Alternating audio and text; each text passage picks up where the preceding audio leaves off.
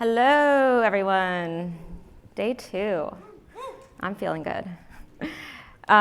So the first time I met Max was actually in VR. It was an experiment that he was working on. It was called Normal Chat. And I think he was in New York, and I was in my office in Menlo Park. And beyond thinking, like, is he actually really that tall in real life, which I realized soon after that he actually was that tall. I was just really mesmerized by the experience that he created. It was incredibly whimsical, and that started off our journey on working together on a project called Half and Half, which just launched recently, and it's been a really, really fun journey. And I've been inspired. Thank you. Hey! It's going to continue getting more features, so we're really excited about it, but thank you, everyone. But I've just been personally inspired by Max's approach to social VR and the way that he, as the title of this talk, designs for delight. You can't not go in the experience and not smile. So I wanted to take this time to really dissect how he approaches designing and his thought process, and also how he got into all of this. So let's start from there. How did you get interested in this whole social VR space? Where did it all start? Great question. So when I first got into VR, I started this company called Normal, and the plan was really not to have a plan. It was just, I came from doing prototyping and design tools for mobile, and the first time I tried VR was the first time I'd ever used an interface for a computer that works the way the real world works. You know, we spent our entire lives working in 3 dimensions. And I knew there was something special to that, but I wasn't really sure how it was going to be useful. And I tried a bunch of different ideas, but one of the most compelling ones early on was just basic multiplayer. And so I'd created this little, just 3 cubes that were just lined up for your head and hands. And so this is about 4 years ago. And the thing that was so interesting is, I think at the time, this is before the release of the Rift and the Vive, and I had never tried social VR with hand controllers. There were a few other social VR things out at the time that just had kind of your head position. But in seeing this demo, I was amazed at how much body language, how much emotion comes through even just from these 3 cubes. There's nothing that signals what are your hands, what are your head, where you're looking, but your brain is pretty good at filling in a lot of those details. So that was kind of that gave us the spark to go down the path of looking at social VR.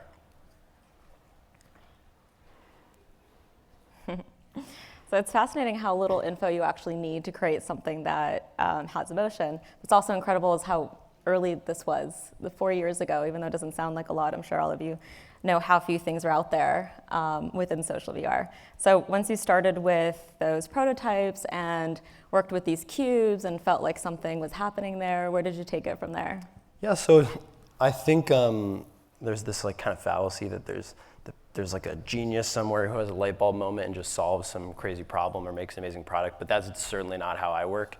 So I think the plan was really just to go into these spaces, hang out with friends, try and identify, what we would use these things for and what worked and what didn't. And one of the first things I did is I went into this prototype with my friend Eddie, which, let's see if I can get this to play. Come on, one more. There we go, yeah. And one of the first things that he recommended doing was just adding a little bit of a connection to who's speaking and their avatar. And so it was very simple. We just added scaling to the cube. And again, it's really hard to feel this unless you're in VR, but it added so much to the experience. You started to realize who was talking, who they were talking to. You could kind of look at like which direction the cube was facing. And again, there's not a lot of information here, but this was kind of the moment where I was like, okay, we're going to go 100% into social VR. And then this was about almost 4 years ago, and this is the beginning of leading to the path of where we got to today. Yeah, I also just want to say Max is really shy about talking about his past, but he used to work on interaction design with artists like Bjork and Lady Gaga, and basically trying to figure out mesmerizing interaction designs and experiences for people on a flat screen, which I think is why this is translated so well into VR. Yeah, we had a lot of all of those apps, all those music apps that I worked on had a lot of 3D, and it was always such a struggle to figure out how with a 2D screen you would interact with these different experiences, and all that kind of just melted away in VR. Yeah. So you found the cubes, you felt connected to your friend waving hi to you, and you felt like something's there. There wasn't really any social VR out in the world right now. There wasn't networking. It was very beginning stages. How did you push forward from there? Yeah, so one of the first challenges we ran into, and even just trying to figure out what you'll do in social VR, was just basic networking. Internally, we had made this tool called Normcore, which is just a set of utilities that we'd use to make it easy to add avatars, voice chat, physics, persistent spaces, and it was just this strong foundation for us to then start focusing on what the experience would actually be. And the thing that was so interesting about persistent spaces specifically is that each space started to develop this personality. We had a room we would do all of our stand-up meetings in as a team. And we had these little drawing tools, and what people would do while you're kind of waiting for everyone to join the room is they would just sit there and draw. And if any conversation came up where we had to talk about something as a team, we would draw together. And over time, we ended up with a year of drawings just throughout the space, and that space became this familiar place that we would go to. And I remember from your talk yesterday, just hearing about how spatial memory is one of the strongest forms of memory, and there are people who do memory competitions where the way they do it is they think of a familiar space and they assign the things they need to memorize to different objects. And as soon as a space in virtual reality becomes persistent, it becomes familiar, it becomes something that you come back to, that you have concrete memories of. And and so that was kind of a fun thing we learned from doing this, but I think step one was really just to build a strong foundation. Yeah. Build the networking. So going back to representation of self, which is something I think you think really deeply about, how did you evolve from cube avatars to actually making something that you think people wanted to embody? Yeah, so the cubes felt good, but I wasn't really sure where to take it from there. And so, step one is just experimentations. And one of the first thing, I guess, all the early examples are kind of examples of what not to do. But one of the first things I did is I have this 3D scan of my face from another project, and I was like, I'm going to take my head and just put it on the avatar and just see how that works, which was by far the most terrifying thing I've ever done. If you've ever been in a room with people who look exactly like you and also have no facial expressions, I was basically in a room with my friends going like this, which I've got good resting bitch face, but and it was creepy because the first thing we did is we hopped in there and everybody laughed, which was even scarier because it became a room of people like this going, ha ha ha ha, which was, and we're like, okay, maybe that's not the direction to go in. So I started going less realistic, more cartoony. And again, one of the first things I tried was a friend of mine, Ricky, had made this head model for another character, but it had rigged eyes and mouth. And so I wired that up to our cube avatar here, which, it's still a little creepy. It's fine. Not as scary as me, but there's a lot of interesting things here. Oh God. Yeah. Nightmares. I'll skip it very quickly, but so there are a lot of good things and bad things from this. So the good things, you now kind of know where somebody's looking. You get a little bit more information about the person. The bad things, everybody's staring at you with their eyes wide open, which is, we all know that's not what the person's doing, but your brain interprets that information as fact. And this was kind of the thing that led me to go down this path of don't show information you don't have. If you can have a conversation with somebody on the phone and your brain can still process a lot of emotion from it. If you don't have information, your brain will fill it in. If you have false information, it's going to be interpreted as fact. And so from there, I was like, okay, I need to start working with a 3D artist. Let's go from there. And one of the first people I ran into was my friend Tyler Hurt. And he, if you're not familiar, he's the creator of Old Friend and Butts VR.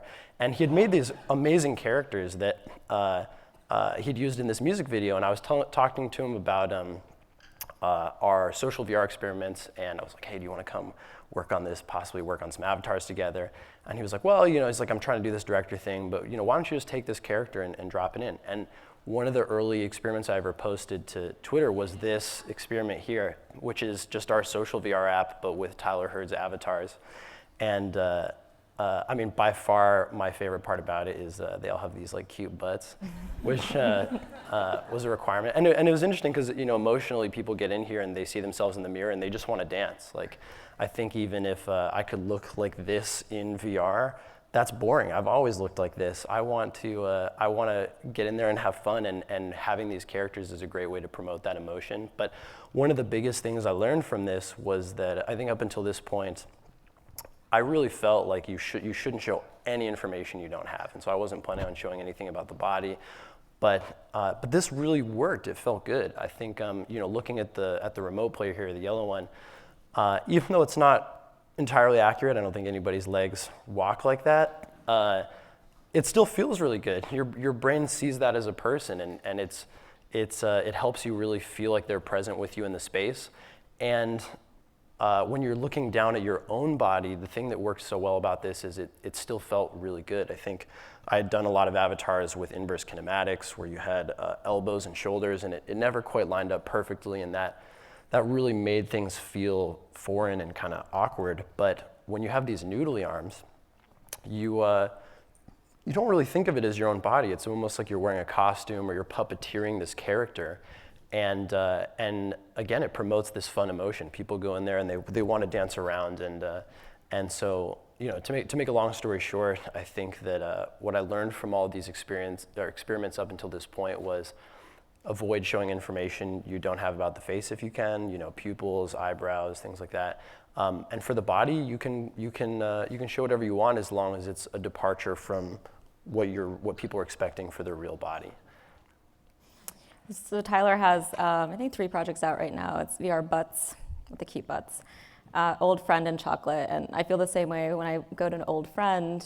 I just couldn't stop dancing and moving my body. And that's also how I felt when I finally was in your avatar, which you ended up calling Wanda. So how did Wanda form? Yeah, so for those of you who aren't familiar, this is Wanda. This is our character that we use in all of our internal experiments. She likes everyone. And this is also the character in our game that we just released, half and half. And this is the culmination of all the things that we learned from these experiments. And to start, so first, you know, I started looking for a 3D artist, and now I'm working with my longtime collaborator now, Dave Chanel. And the first thing we did was just think about the emotion of it. We started with some concept art, and we started thinking a lot about, you know, who is this character, what makes for a space you want to spend time in, what's something that's going to feel approachable. And I had made these really cute models that I thought were going to be amazing avatars before we started. And something I learned early on too was when you take something really cute and you scale it up to be 6'4", which is as tall as I am, it's absolutely terrifying. And you know, we went back to the drawing board, and I remember one of the references I sent Dave once we started this was actually Baymax from Big Hero 6, because Baymax is this character that is larger than all the other characters, but you know, for the most part, never feels threatening. You know, always feels kind of huggable, approachable, and that's what led to the first design of the body for Wanda. So this is me trying it out once we got all the rigging working, and again, this just brings in all of those values that we had learned previously. It's got a lot of nice body language, a lot of emotion. There's no eyebrows, there's no pupils. You still can resonate with this character, and your brain fills in the gaps. You know, admittedly, I got maybe a little carried away. But this is how I knew we were on the right track. It's like as soon as you go in there and you can't help but just dance around, you know, that's how you know you're building something that other people are going to love. And I might have gotten even a little bit more carried away. So this is me doing the dance from Beyonce's Formation Super Bowl halftime show. You know, obviously we can't have the music for it, but you know, it's I think that when you have an avatar that really promotes a specific emotion, and that's the emotion you're going for in your experience, I think that's really what's going to make it delightful. It's this foundational element. And I know, and at this point, really, this is just based off the head position. You've got some controllers for where the hands are, but there isn't really a lot of information here. Is there a name for the Wanda band? The Wanda band. I'll have to Wanda think boy about band? that. No, we still have to put out our debut album, so I'll I'm working on it. Okay. But so this is the final version of the avatar that we launched. And again, the thing I love about this is we're not showing any information we don't have about the face. It feels very approachable, very playful, huggable, organic.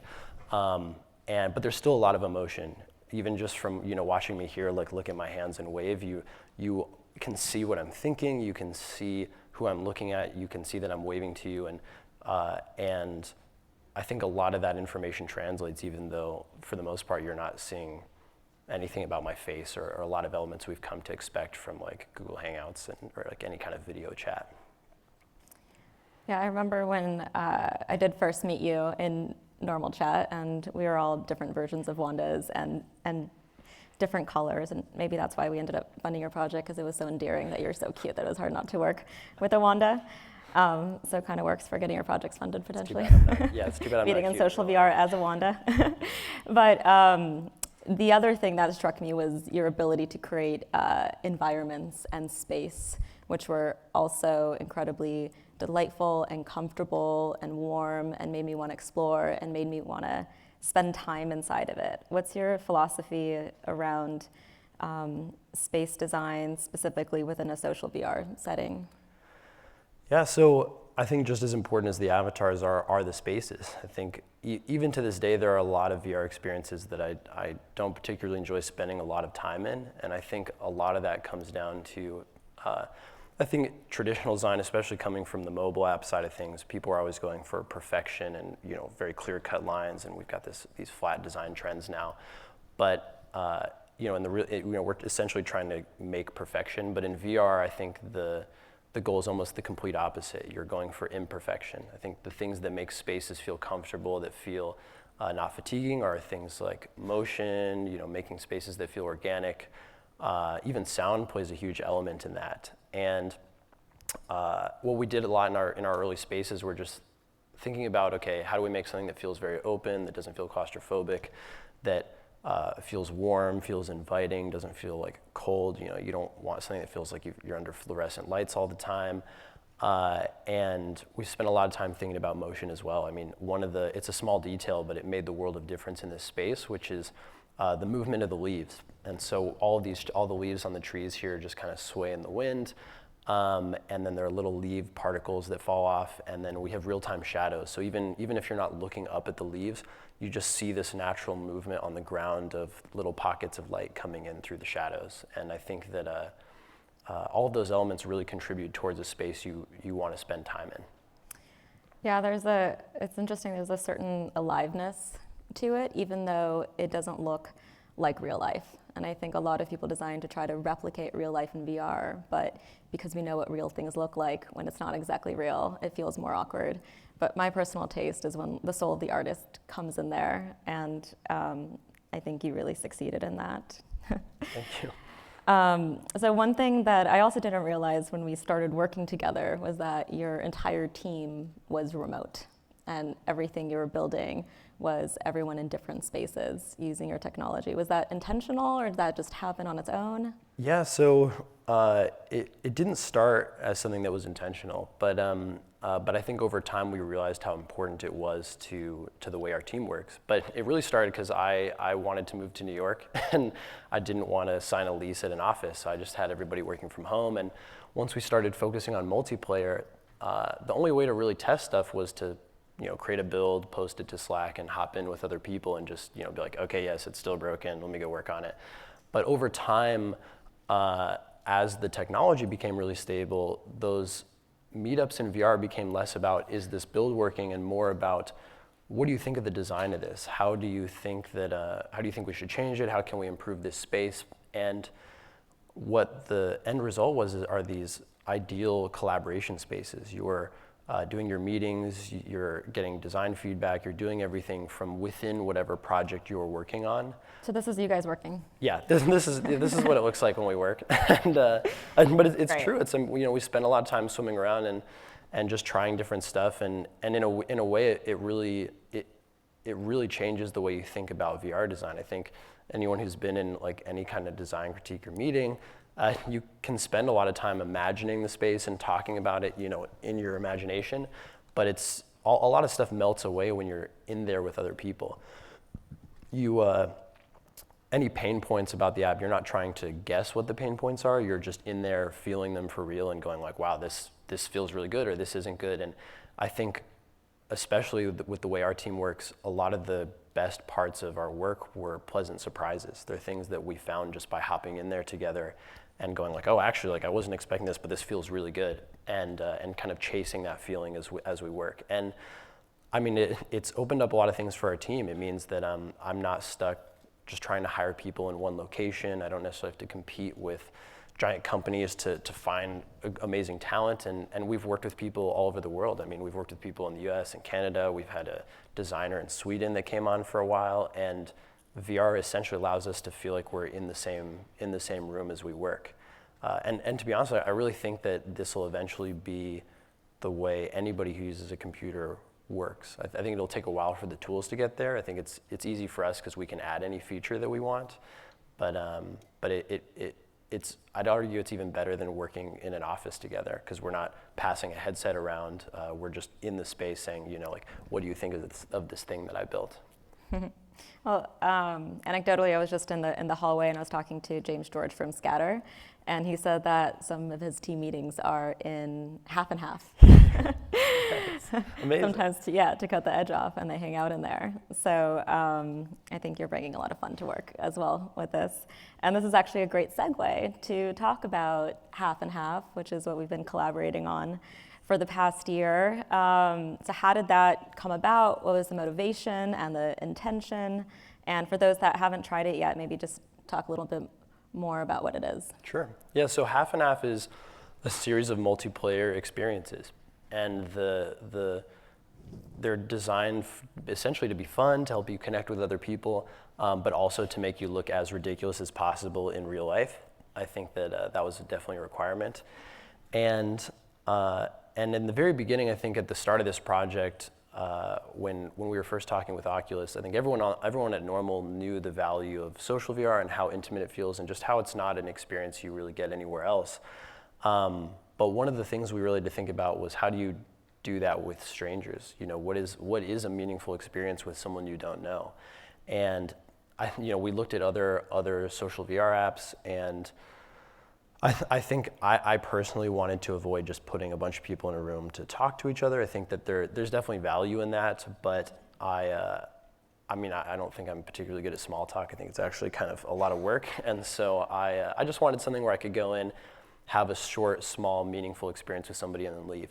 And maybe I add them as a friend, maybe we connect later, or maybe I just have this pleasant memory with them. And one of the first things we started thinking about a lot was, how do you do this? How do you make something that's meaningful for other people? And this is a video some of you might have seen last year at Yolena's talk. And the early games required you to lay on the floor, and part of that was to make you look ridiculous, but also part of it was originally to be like a moderation tool. So whether you're gliding or swimming, if you were laying on the floor, essentially you'd be laying on the floor and somebody else would be laying on the floor, and you'd have your half and your half, and we would take both of those people and essentially bring them together. And so they're facing each other, they're kind of swimming in the same direction. And it was great because you were really close to someone, it was very intimate, but your floor acted as this barrier from getting into their personal space. And it was essentially me trying to design something that would let us get the best of both worlds, where you could get close to someone, but we didn't have to add like a privacy bubble if you got too close. And and so essentially the birth of this game was, what is a meaningful social VR experience for people you know, and also for people that you don't. And I think you mentioned this, but socializing in general can be very awkward. And socializing in VR can be even more awkward because you don't have the facial signals, and a lot of it is conversation, which isn't easy for a lot of people. So how did you ultimately decide on these points of connections you wanted people to have that made them feel comfortable and created a stronger sense of connection? That's a great question. So I think a lot of that really came down to just experimentation. We tried a lot of different game mechanics, and so this is one of the first ones we ever created. And it's essentially, it's human Tetris. You're trying to fit through these holes in a wall. They require you to move back and forth.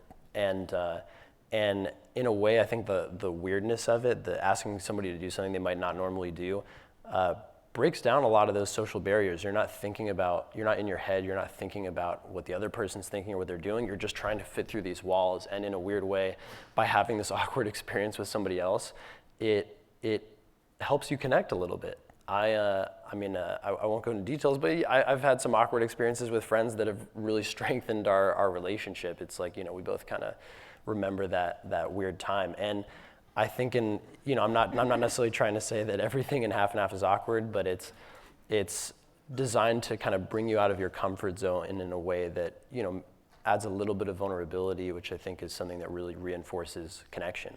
Yeah, and maybe I should try this for awkward work meetings. We've done some meetings in here, and it definitely it can get very tiring. It's quite a workout, which makes it a little bit hard to think, but it's good. And well, the other thing, when we first started working on this together, one of the big points was we should force people to collaborate.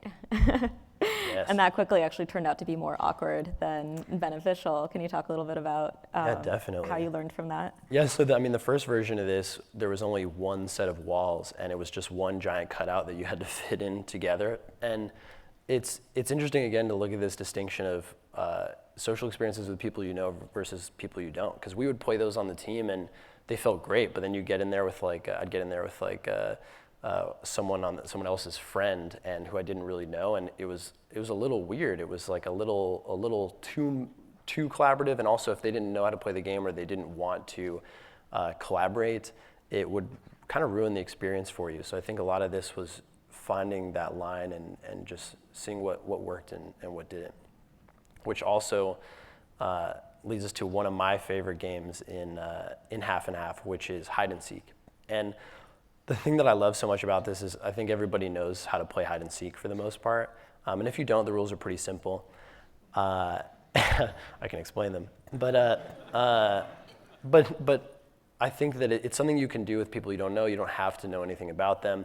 And by, in our version, we've put a twist on it. We just take the person who's hiding and we make them about 3 inches tall, and we make the person who's seeking and we scale them to be about the size of a building.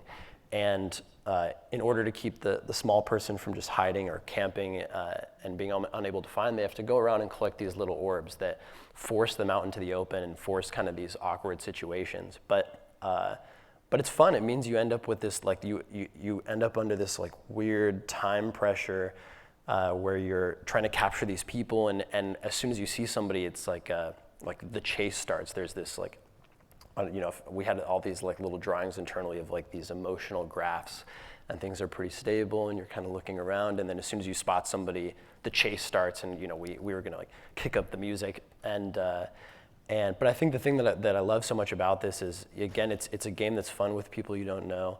You end up with a meaningful memory, and also it has this magical twist with the scaled characters, where it's something you've done before, but it's a little bit magical because of this thing you've never experienced, which is talking to somebody who's tiny. And it's great because no one has to be taught how to do that. You know how to talk to somebody who's 3 inches tall, but you've never done it, so it's still incredibly magical. And a lot of this comes from some of our early normal chat experiments. So this was one of the things we made before half and half. Oh wait, I think this is supposed to have sound. I'm not sure if. Up a level. Oh, there we go. Hello. Hang on. I'm gonna keep talking while I am teleporting, so now I should Suddenly have a higher pitch. Awesome.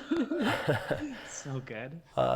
And I think that one of the things we really tried to do is just chase that feeling of what feels magical but familiar, and again, what feels delightful, what makes us excited to be here, and then form experiences and games around that. I've had a lot of people comment to me about how much they loved the onboarding experience that you created, and how it's an approach that they haven't seen before, but it was really incredibly effective. It was also effective for me. It made me want to be on my best behavior without being forced. What was the balance that you created to set that up for people in the beginning? Sure. And also maybe explain exactly what your onboarding experience is for those haven't tried it yet. Yeah, so I don't have an asset for this because I don't want to spoil anything, but essentially the onboarding experience starts with you're a Wanda, you're kind of in this world with nothing else, and then you see another Wanda off in the distance, and as you guys get closer together and closer together, you realize it's a mirror image of yourself, and throughout the intro or essentially what we're trying to do is one, show that you are a person who exists in the space, kind of give you this hint that there are other people here, but then we just describe the expectations for the space. We say, hey, you're going to meet other people in here. These are people you need to be nice to. I mean, it's interesting because internally when we were working on it, we spent a lot of time going back and forth on how do we describe what we want people to do in here and really just set up expectations for the space. I think something that came up in the panel earlier about safety by design and social VR was that expectations play a huge role. I don't think that every space needs to be the same in terms of rules or code of conduct, but people need to know what they're getting into, and people need to be able to make the choice of what spaces they want to be in.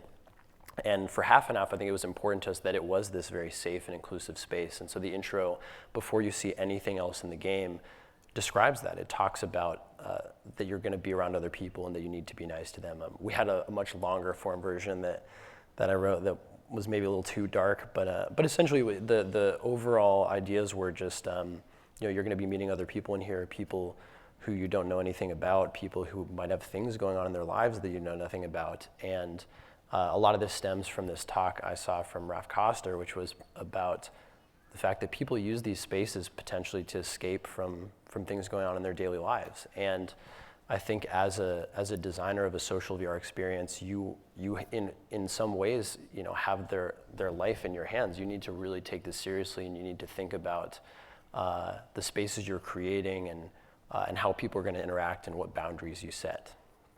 Yeah, I think sometimes even just bringing awareness that everyone's human, everyone has stuff going on, and everyone has feelings, makes people act better. But I think that in combination with the way that you've designed the space, I think just feels positive, which is so important in social VR right now. And it can be a little like reinforcing to that, to your point, like if you know that everyone's been told this, you know that everyone else is also expecting you to act that way, which I think kind of adds this dynamic to it where people are on their best behavior because they know that that's what others expect of them. Yeah.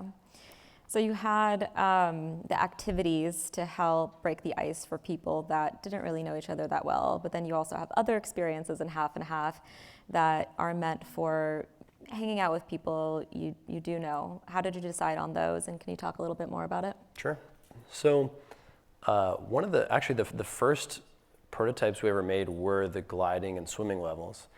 And early on, we just spent a lot of time trying to figure out what is the mechanic here? What are you going to do with people that you don't know? And we struggled. We really couldn't make anything that had a nice defined set of rules that created this meaningful experience for people you don't know. And so we shelved them. We just put them on the shelf. We started putting a lot more time into hide and seek and spacewalk. But throughout the course of the project, we kept coming back to them. We all these prototypes had like a special place in our heart, and I don't think there was ever a moment where we sat down to kind of analyze that emotion.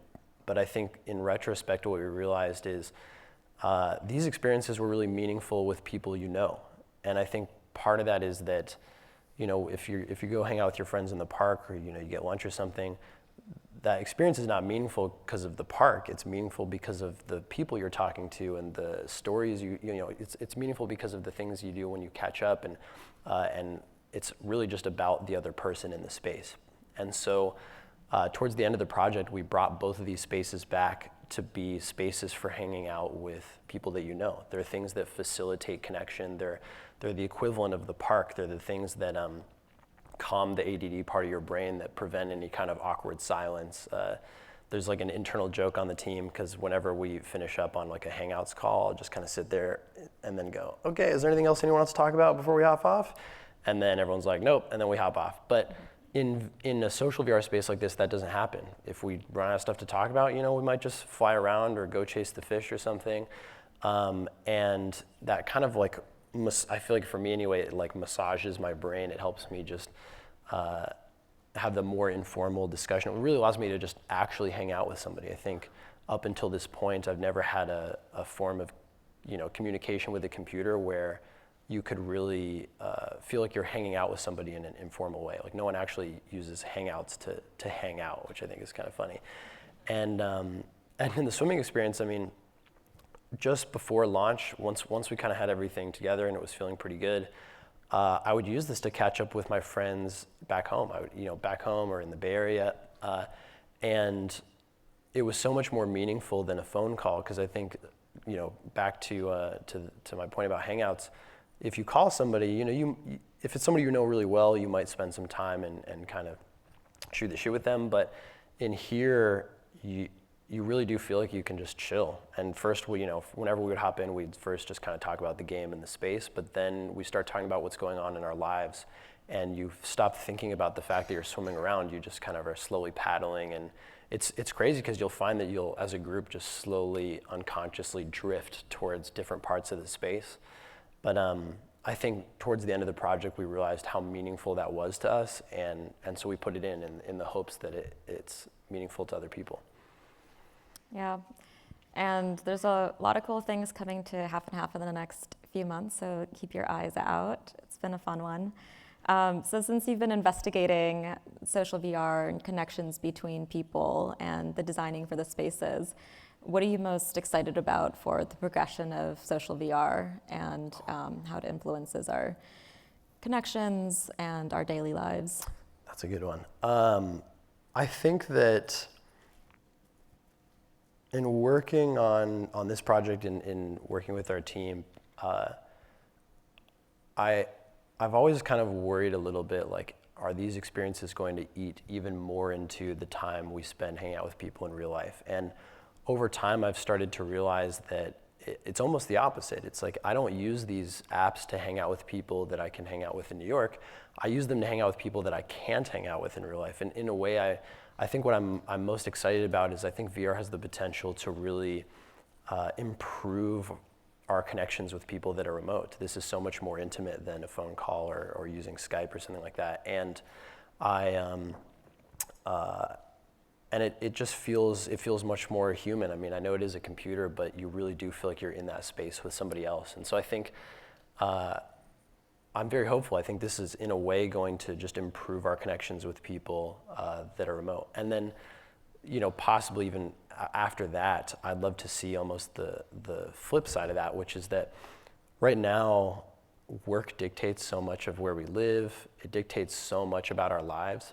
And from working with a remote team, it's amazing how we can, for the most part, we can live wherever we want. And I think that as tools get better in social VR, as people can do a lot more there, if you have a job where you work at a computer, I think as you can do more of that remotely, it means you can live anywhere. And it means you can live in a city, you could live in another country, even if you want to learn a new language. Or I think for me, I always saw it as a way for me to move back home. If I was going to start a family, I could be closer to my family, closer to my parents. I can have more flexibility for the in-person connection that matters most to me. And how do you see, I guess a lot of people, are we now XR? Yeah, I think everyone's saying XR now. In the world of all the Rs, are you just focused on VR, or how do you see this interweaving with other types of technologies that are happening, like AR? Yeah, so this is a tweet some of you may have seen from a few years ago.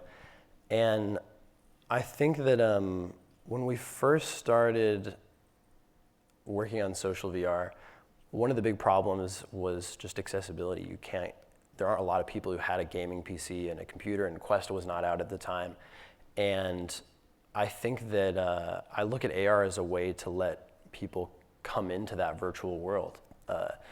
When we first started working on this prototype, ARKit was not out. We weren't actually even really thinking about the AR perspective too much. We were just thinking about what does it mean to be an outside spectator. Just because we've built these tools that are great for somebody in VR doesn't mean that everybody in the room necessarily has to be in VR. But that said, we also want to think about these as two different perspectives, two different use cases for the app. So that way we're not, watering down to the lowest common denominator of both types of use cases. And yeah, and I think with the release of ARKit, we ended up kind of marrying the two things, and it became this magic window. It became a way for us to let anybody who doesn't necessarily have a VR headset peek into this virtual world. And I think that going forward, I mean, I'm sure high quality AR glasses are on the horizon. I think that it's only going to get easier for people to join these spaces. And lastly, there's a lot of people that are getting into social VR now. What do you think's the most important things they should consider as they're working on this space? That's a great question. So I think that there are a lot of things. First and foremost, I think spending a lot of time thinking about your avatars in your space. They're the kind of thing where if somebody is put off by that, it doesn't really matter how good the rest of your experience is. They're not going to want to spend a lot of time in there. And there's a lot of different requirements. I don't think everybody needs the same avatars or same spaces. But I think spending a lot of time just thinking about if you're going to go into this space and just hang out and just talk to somebody, is it comfortable? Is it something you want to spend a lot of time in? And I think maybe a more practical note too is something that we've done at Normal is we never show information only to one person. So if we have tooltips or like a teleport indicator or something, we show it to everybody in the room. And the reason for that is that's the way the real world works. You've never been in a situation really where you can see something and other people can't, unless maybe the other person in the room is in VR. But it's been interesting because, if we have tooltips in our game and we show those on remote players, and that means that if someone's on your, if you're playing with a friend and you're on the same team, you can say, hey, what does this mean? And they can see it and they can respond to it and they can talk to you about it. But we've also seen things like with our teleport indicator, you get this like arc off of your controller that lands where you're going to teleport to. And in addition to being able to see where people are headed, where they're traveling in a space, people start to use them to gesture. You might bring up your teleport indicator and say, hey, I'm going to travel somewhere over here. And I think that the more that you network, I think every aspect, even if it seems like something that's just for one person, you'll find that people use those to gesture a lot, and it just really improves the experience overall. Great. Well, thank you, Max, for... Yeah. Thanks for having me. Thanks for coming. I really appreciate it. Yeah, thank you, everyone. Yay. This was a very fun project to collaborate on, and I'm very excited. It's out in the world now, and it's going to continue growing. So thank you all, and if you've got cool stuff to show us, let me know. Cool. Thank you so much. Thanks, everybody, for coming. Lounge.